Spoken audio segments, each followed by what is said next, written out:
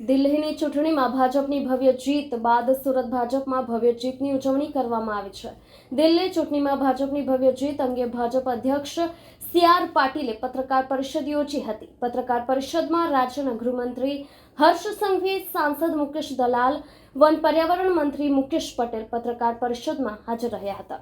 દિલ્હી વિધાનસભા ચૂંટણીમાં ભારતીય જનતા પાર્ટીની જીત બાદ કેન્દ્રીય મંત્રી સી.આર. પાટીલે દિલ્હીવાસીઓનો આભાર માન્યો અને ચૂંટણી પરિણામો લઈને મોટું નિવેદન આપ્યું છે. તેમણે કહ્યું કે એક ઘમંડી વ્યક્તિનો વિડીયો સોશિયલ મીડિયામાં વાયરલ થયો હતો, જેમાં તે ભાજપને પડકાર આપતા જોવા મળ્યા હતા. પરંતુ આજે જે વ્યક્તિ પરાજય પામી ગઈ, ભાજપ કાર્યાલય પર સી.આર. પાટીલ, ગૃહ રાજ્યમંત્રી હર્ષ સંઘવી સહિતના આગેવાનો એકબીજાને મીઠાઈ ખવડાવી હતી. સી.આર. પાટીલે કહ્યું હતું કે ભાજપે અનેક વખત ભવ્ય જીત મેળવી છે અને કેટલીક વાર પરાજય પણ સ્વીકાર્યો છે, પરંતુ 27 વર્ષ બાદ આ નાનકડા રાજ્યમાં મળેલી જીત આખા દેશ માટે આનંદનો વિષય છે.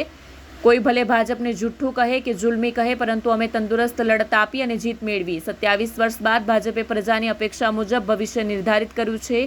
મોદીજી ક્યારેય ખોટા વચનો આપતા નથી. જે પણ વચન આપે છે તે પૂરા કરે છે અને તમામ માટે વિકાસ લાવે છે. કેમેરામેન હકીમ શેખ સાથે વસીમ હાસમીનો રિપોર્ટ, આઝાદ ન્યૂઝ, સુરત.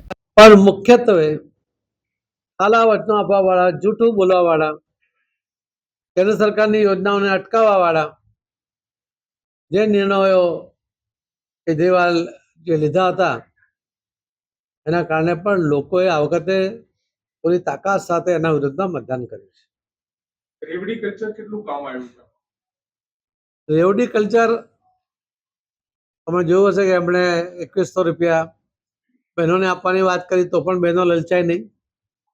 અમને ખબર હતી કે જો આ લાલચમાં આવીશું તો અમે અમારું અને અમારા બાળકોનું ભવિષ્ય એ બગડી જશે, અને એટલા કારણે આવી લાલચમાં આવવાને બદલે મક્કમતાપૂર્વક એમણે મેરિટ ઉપર મોદી સાહેબમાં વિશ્વાસ રાખીને ભારતીય જનતા પાર્ટીને જે મતદાન કર્યું છે એના કારણે રેવડી કલ્ચર પણ આ વખતે ચાલ્યું નથી.